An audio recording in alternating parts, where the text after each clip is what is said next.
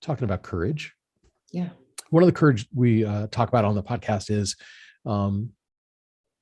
there's moral courage, doing what's right, even if it's unpopular. Social courage, saying what needs to be said, even if it's unpopular. Where did you find the courage to stand up and say, hey, I've been doing this wrong and I want to help other people understand? Where did you find that courage? Where or when? Either and both. Yeah. It's interesting.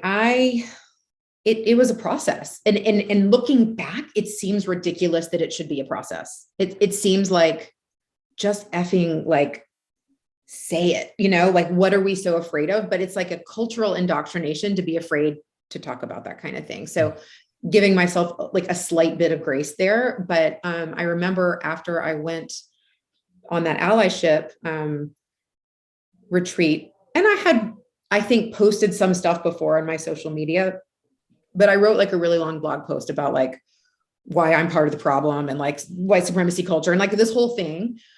And I sent it out to my email list and I was like, I know most of you are used to me talking about like meditation and stuff. And don't worry, I'm not going to be talking about this like all the time. I had this experience and I want to share.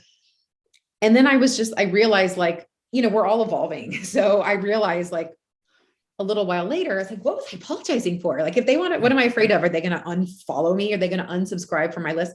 Fine, unsubscribe from my list. There's this weird, like, especially as an entrepreneur too, it's like, what if? And so I posted something again later and I said, a couple months ago, I posted this blog post and I apologize. And I just want to be clear, this is the last time I'm going to apologize for talking about race. And so I think for me, it was a stepwise process, but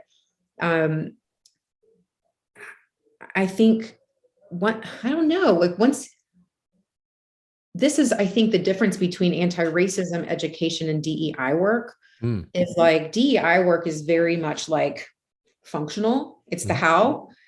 And in anti-racism work, it's like, once you really I can never understand. I'm never going to have a different lived experience, but like once you really learn and dive into it and hear more about and witness what is happening in this world, it becomes impossible to unsee, nor would I want to unsee it. And it becomes just for me, like there's no choice. Like I'm going to speak up every time.